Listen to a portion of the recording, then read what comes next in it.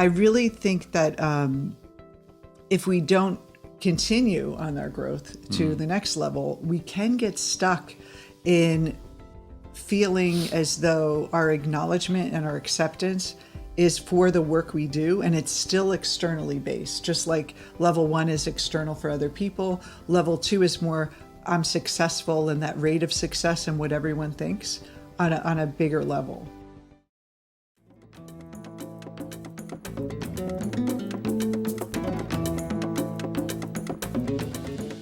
Hello, welcome to another episode of Soul Sessions. I'm Deborah Burnt Maldonado, and I'm here with Dr. Maldonado, and we are going to talk today about purpose and well-being. But before we get started, I wanted to remind you, if you're watching us on YouTube and would like to subscribe to our channel, please click in the button in the corner and get on our subscription list and get every notification of our new episode when we release them. And if you are listening to us on a podcast service, please subscribe to Soul Sessions with Creative Mind so that you can make sure you get every episode. Awesome. And so today's title is Why a Purpose-Inspired Life Creates Wellbeing, and it's the last of our series in Mind Body for now. We'll probably have this topic come up again. Yeah, there's plenty of other topics or related topics to talk about, but here we want to talk about purpose, and we're going to give you this idea that really comes from Eastern philosophy, but is very applicable to how we live today. That is these 3 stages or 3 levels of purpose. Okay. And we're really talking about mind, body, and purpose. And the research shows that having a purpose increases longevity and well-being. And if you have a critical illness, having a purpose has a profound change on you. Many physicians have seen how 2 patients with similar ages, same diagnosis, same degree of illness, and the same exact treatment program have experienced vastly different results. And so they came to the conclusion that the mind must have some sort of impact. Plato, a quote from Plato says, "The cure of many diseases is unknown to physicians because they are ignorant of the whole. For the part can never be well unless the whole is well." Yeah. And so they examined all these Stanford University research. Some doctors and psychologists now believe the proper attitude may even have a direct effect on cell function and consequently may be used to arrest, if not cure, cancer. And they call this field of study psychoneuroimmunology, PNI. How the brain, the mind speaks to the body, and in particular the immune system. It's an incredible science. There's a great book by Kelly Turner, PhD, who in her research, she was interested in looking at people that went through spontaneous remission. And these were people that were really sick. The medical establishment had given up on them, but they pulled it off. They just recovered and were cancer-free. So she went all over the world and interviewed these people and compiled the factors that they all had in common. Like, what were these people doing that allowed them to experience this spontaneous remission? So she boiled it down to 9 factors. And I'll give them to you quickly, and then we'll talk about a couple of them. Number 1, change in diet. In other words, you have to think about what are you putting in your body. Stop eating McDonald's and French fries. Something like that. Yeah. Take control of your health. That's that attitude of, I'm going to make it. I'm going to find a way through this. Follow your intuition, number 3. And number 4, herbs and supplements. Of course, because often we need to rebalance our system somehow, find the nutrients that it needs. But then we get into more of the emotional and purpose elements of it. Number 5, releasing suppressed emotions. Yeah. We know that's an important one. And we know that many of us do not know what emotions are. we don't know how to handle them. We don't know what to do with them. So suppressed emotions, definitely an important part.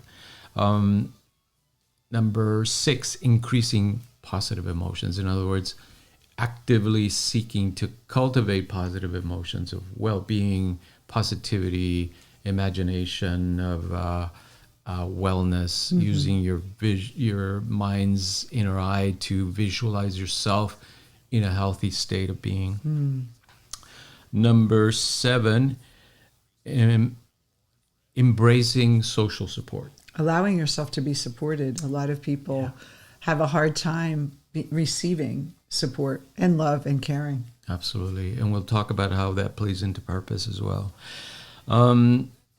Deepening your spiritual connection. We know that's important, Ron. And then finally, and then this plays into exactly what we're going to be talking about, having a strong reason for living. If you don't have a strong reason for living, meaning a purpose in life, your body is essentially getting the message that, what are we doing here? There's no aim into this life. You're just kind of surviving. If you get sick, you might as well just, pass away. And so this reason for living is a very powerful motivation to stay alive. And it gives your mind body the message that you got a purpose here and you should stay alive as long and as healthy as possible. Well, a really great example of this is that movie 127 Hours, where he was stuck in the stuck between a rock and a hard place. That's his book. It was in Colorado. I was in Denver actually when that happened, and his arm got stuck in the canyon, and he was there for 127 hours, and finally he thought the only way I can escape is I have to cut off my arm. And so think about the pain he'd have to go through and all that stress to do something like that, to free himself. He had to have a strong will to live. And what he said was he started seeing his family. He started seeing his future, saw like a child and a wife, and he just had this overwhelming desire to live, and I need to do something. And he, basically beat the odds. I mean, he could have just died there. And it supersedes that pain that you go through, that short-term pain, to really do whatever it takes to live because you have a strong sense of living. Yes. So how do we get this strong sense of purpose? How do we, Rob? Well, there is a whole science behind it. Not many people talk about kind of how do we find it? What is it that we're working towards or experiencing when we have a strong sense of purpose? So here's a way to think about it. To first of all, assess where you're at in your living purpose. So at the basic level, at the basic biological level, we can say that people that have this purpose that is dependent on external validation, it's tied to family, friends, and social interaction, social relationships, right? Now, this purpose, we can think of it as the seed. We're all born with this, right? We all want to fit in. We all want to connect with our parents, our siblings, our extended family, and then our friends and social acquaintances. I think because it feels good when we have those emotional connections, those deep connections, those meaningful relationships are very, very important. And this is meaningful relationships, because there's some people who have tons of friends and it's like all superficial. Or people like them because they have money, or like them because they're famous, or like them for other reasons, and not for who they are. And so that meaningful relationship is really important. I know for me, that's for so much of my life, that was my purpose. My younger years is I have to find the right partner. I have to have good friends. I have to fit in at work and have my work friends and people liking me, and always seeking that approval from bosses and my peers. Yeah, it's exhausting after a while. Yeah, it's level one essentially of purpose, and there's nothing wrong with it. We all need to have this in some form or another. But the problem with staying there, with this default sense of purpose that, my kids or my family is going to give me my sense of purpose. The problem with that is that when it goes awry, when it changes, when it's no longer there, when people move away, when circumstances in the family change, the person is in trouble then, because they're losing their sense of purpose, what they were depending on for their purpose in life. So it's a very precarious way of doing your life purpose. Well, also, too, it feels that some people are stuck in the past. They're kind of resolving family issues from their childhood or things that happened to them when they were younger. And then they're constantly working on that, like working on themselves. And they're basically swirling in level 1, where their purpose is to heal this insecurity or a lack of power that they have. And it's a necessary step, but I think people stay there too long, and it distracts them from moving on to other areas and higher levels of purpose. For me, I remember when I shifted away from just needing other people's approval to finding something else, which is level 2 we'll get to, everything started to shift. Yeah, so level 2 purpose, and we can compare it to level 1. Level 2 purpose is this career-oriented purpose, right? That we identify with a job, a career, a service we provide to humanity, and it gives us a sense that we're contributing to the world, that our work is important, our personality is important because we are able to contribute, to help people. And it's a powerful way of developing your sense of purpose, of course. And it doesn't exclude level 1, of course. People that are able to express these career-oriented purposes often have a strong family foundation, that they have a strong sense of connection to community. But don't you think sometimes people want to skip over? They think, well, if I become a coach or a therapist or a nurse or some other kind of helping profession to compensate for their childhood, that they want to help others, almost like they haven't left the past behind. So it becomes almost like, I haven't resolved that yet, so I'm going to resolve it through career. Good point. I mean, this maps on really well to Maslow's hierarchy of needs, of course, because at level 1, we see that a lot of it is about survival. As social creatures, we're very invested in connecting with the group, with the tribe, with fitting in and being acknowledged and supported by the group. And therefore, when it's not there, people feel depressed, anxious, because they feel, I'm not being validated, I'm not being heard by the group. And I hadn't fully resolved my emotional, my validation on level 1. And when I started doing hypnotherapy, when I first started as an entrepreneur, and in the first couple months, I was very needy for the clients and feeling very hypersensitive to their criticism or them not showing up or have a hard time keeping boundaries. So me just changing a career, I still had to work through some things to really feel. It was almost as if if you don't resolve level 1, you're going to carry that into level 2, and then those people acknowledging you for your service, for your career, becomes the next level. And but I do know though that finding what I loved gave me such a big boost of confidence. So I still had some things to work through, and everyone does. You're going to still bring with you what wasn't resolved in level 1 as you go to level 2. But the more you do level 1, the level 2 becomes more enjoyable, more fulfilling, and you're really helping people versus helping yourself feel better and acknowledged for helping people. So it really is that evolution.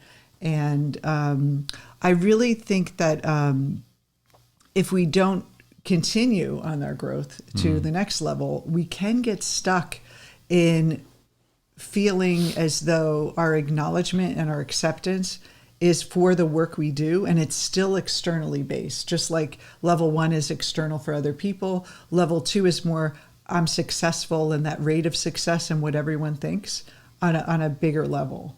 Yeah, Wouldn't you absolutely. say? Yeah, because the problem with level 2, depending on level 2, is that when it goes away, and we know we can't always do our career for forever. The athlete that depends on their running or football skills or whatever they're doing, they know it's going to go away. They get older, they can't do that anymore. Yes, and people that don't prepare for that or don't have any deeper sense of their purpose, they're in trouble once that happens. Well, look what happened with the pandemic. People that had retail establishments or in-person one-on-one, like yoga studios, and now everyone, didn't want to be in the group, and it was a little challenge at first. How do I reassign and live my purpose? It was taken away. So I think a lot of people during the pandemic started to reassess what was important. Even driving to work and commuting and working from home, that changed people. Yeah. I think to have, what am I doing with my life? Like I am spending so much time in traffic when I could be home with my family. And so I think any type of thing that can be taken away is still not the highest purpose. Yes. So Maslow would certainly say, yeah, you can, if you don't really complete the first stage, kind of coming to terms with family, friends, and your social situation, and you're using then your job or career as a substitute or as a compensation for that lack of family support, you're going to be in trouble when it's not there, right? When it vanishes or changes.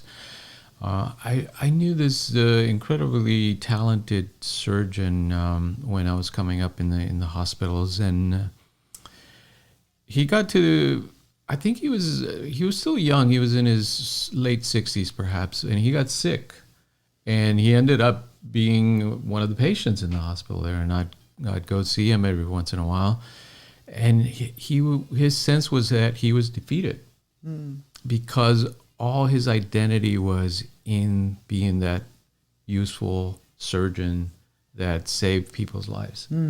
So here you see an incredibly gifted individual contributing to society by lending his surgical skills to helping others. Yet when it came down to, is there a deeper purpose than my career? He didn't have one. He didn't have this level 3 that we're going to be talking about, that is a real sense of purpose. In the coaching industry, there's a term called the 7-figure blues. And it's a place where these coaches are, everything about most of the coaches, some part of the coaching industry say is about, how much money you're making. I'm a 6-figure coach, I'm a multiple 6-figure coach, I'm a 7-figure coach. And they say when people reach that 7-figure, because they're thinking about it and they're going for it, then they finally realize, oh, that's not it. Like I've been chasing this dream that is really not satisfying. So whether it could be taken away or you actually reach the potential that you think the external validation that you think, now everyone thinks I'm successful, now everyone looks up to me, and then it's still not it. That's really that point where people start thinking, well, what else is there? What else is there? And that's, in a way, the blues are a big gift, because it's making people stop getting off the treadmill and questioning, what the heck is happening here? Yeah. What am I doing with my life again? So how can we resolve that, Rob? Yeah, so one last note on this kind of career-driven sense of purpose. Here, Carl Jung's this is the persona. When we depend on the persona and we think, if I create this great persona, right, that is able to kind of help others and lend their skills and talent to humanity, I'll be fine. But he says, no, you're still in persona, meaning you're still identifying as the uniform, this career that you created. And he says that is a false sense of being in the world. And so many people, there's a lot of research where people, the day after they retire, they get a heart attack or they get in an accident, and it's almost like their identity, they're done, with their life. They get depressed because they're not that career anymore. Yeah, so again, there's nothing wrong with these kind of ways of doing purpose and of finding purpose in your life. They are kind of the beginning, and we all have to develop our sense of family and our sense of belonging, as well as our work and our career, and what it means to us. But the highest purpose, or what we call higher purpose, comes from this self-actualized, what Jung called individuation, the ability to depend on your inner resources, your spiritual power, your sense of who you are as beyond your persona ego. Your spiritual nature. Yeah, your true sense of self. And to find or to express your work from that place, from that source. And also to express your human relationships, your romantic relationships, your relationships with your family from that deeper source. Mm-hmm. That's a very different way of being and living in the world.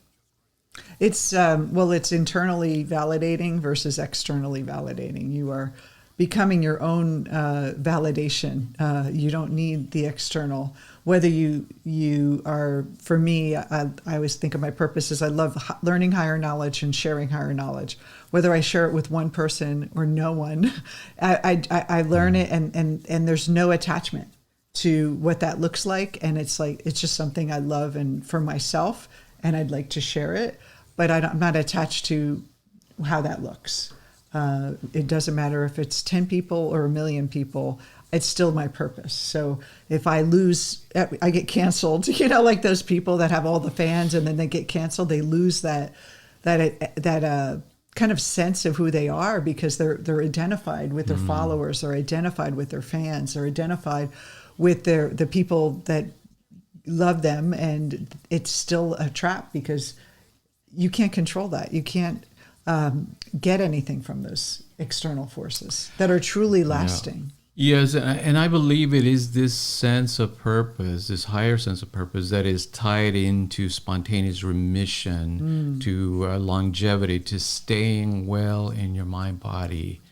And it's okay to assess your life and say, well, I'm not there yet, but to actively work towards getting there. That's part of the purpose, that we acknowledge, where am I at? Okay, I'm depending too much on my past experiences, the glory days people and all. Why are you looking at me?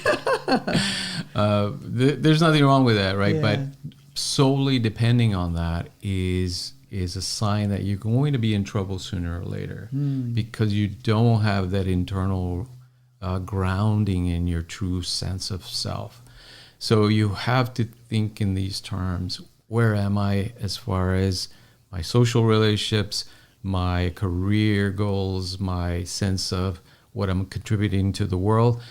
Then go beyond that and ask yourself, where am I in my spiritual life? Am I really connected to my higher purpose, or am I depending on these external validation sources for my sense of true self?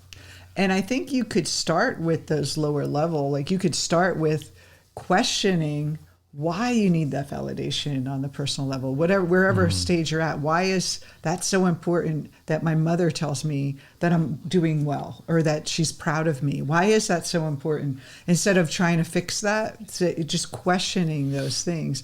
In Jungian psychology, we talk about shadow work. It's really finding out what we're projecting onto the world and what we're missing that we're trying to get externally. And then the same thing with career. You could have a great family and friends and this career, but it's driving you. You say, why is all this money or all this success driving me? Question it. And then that's going to lead you to the higher purpose. You may have to question the level you're at first in order to get to those higher levels. Absolutely. So bottom line, we're all born with the seed of purpose, and it'll be there, and you'll seek it out somehow. But if you do it in a conscious way, it will be a lot easier, because you'll understand, where am I? At what level am I operating?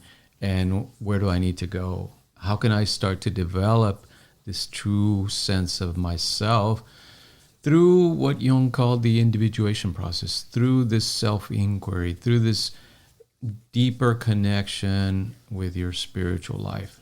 Now, by spiritual life, I don't mean necessarily religious life. I just mean that sense of who you really are. Beyond your personality. Beyond the persona, beyond the work that you do, beyond your social relationships. Things you can't touch, the unseen. Yeah. Mark Twain said that there are the two most important days of your life are the day you were born, and then the day you find out why.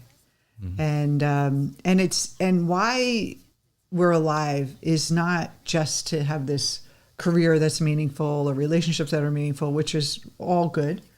But why we're alive is to realize who we are, the self-realization, that realizing the power and brilliance and glory of who you are is our highest purpose. And however we do that, whether it's through relationships, through doing something meaningful, as long as that bottom line is there, you can never fail. You can never feel a sense of failure or a fear of not being successful enough in those relationships or career, because you have this, whatever happens is going to lead me to growth. You know, the conditions for growth come from you having that desire to know who you really are. Absolutely. So this was a great conversation. If you don't want to hear more about mind body, listen to some of our previous episodes. And we are going to be going more into a new topic next week, Jung and yoga. We're going to talk about East-West and how Jungian psychology and Eastern philosophy overlay and integrate together into a wonderful process of self-realization. And those of you who are looking for your purpose, asking that question is probably the most important thing you can do, and trust that it'll come to you. It's already inside of you. And we hope you enjoyed the episode today.